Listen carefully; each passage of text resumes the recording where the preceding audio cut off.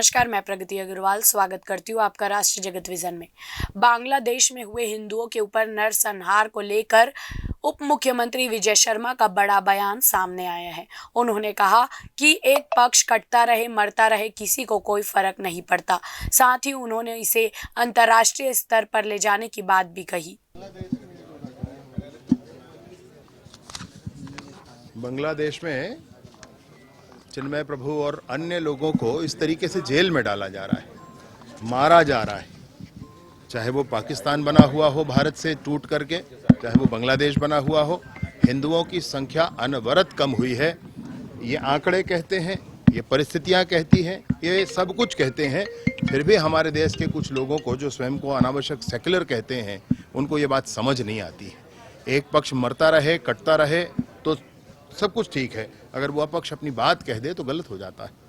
मैं बिल्कुल इस विषय पर यह कहना चाहता हूं कि बांग्लादेश में हिंदुओं पर जो दमन हो रहा है, इस पर अंतर्राष्ट्रीय स्तर पर सोच करके और उन पर कार्यवाही होनी चाहिए।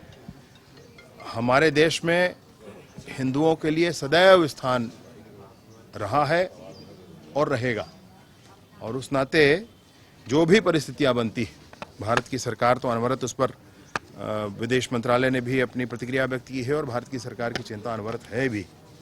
परंतु अन्य लोगों को ये क्यों नहीं दिखता है? अन्य पार्टियों को क्यों नहीं दिख रहा है?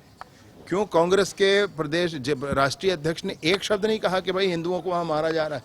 क्यों नहीं कहा? क्यों अपने आप को सेक्युलर बताने वाली पार्टियां, समाजवादी और अन्य पार्टियां एक बार नहीं कहती? क्या कारण है भाई इनका? यहाँ का कोई वोट बैंक खराब होता है उनका? ये निंदनीय है और इस पर पूरे देश को एकजुट खड़े होकर के काम करना चाहिए। इसके अलावा डॉक्टर समीर सलीम राज को जान से मारने की धमकी देने पर उन्होंने क्या कहा, आप भी सुनिए।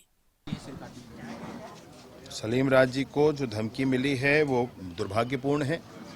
उन्होंने शुचिता और शुद्धता के लिए कि ऐसे मदरसों में भी अगर जहाँ पर अराष्ट्रीय गतिविधियाँ कुछ हों, ऐसे स्थानों पर भी जहाँ पर धार्मिक के सिवा राजनीतिक गतिविधियाँ संचालित हों, उनको शुद्धिकरण के लिए उन्होंने प्रयास किया था। और अगर उनको धमकी मिल रही है तो उनकी अभी सुरक्षा है और सुरक्षा बढ़ाई जाएगी, और स्पष्टता के साथ उनको काम करने के लिए हम आग्रह करेंगे कि ये बिल्कुल ठीक दिशा है।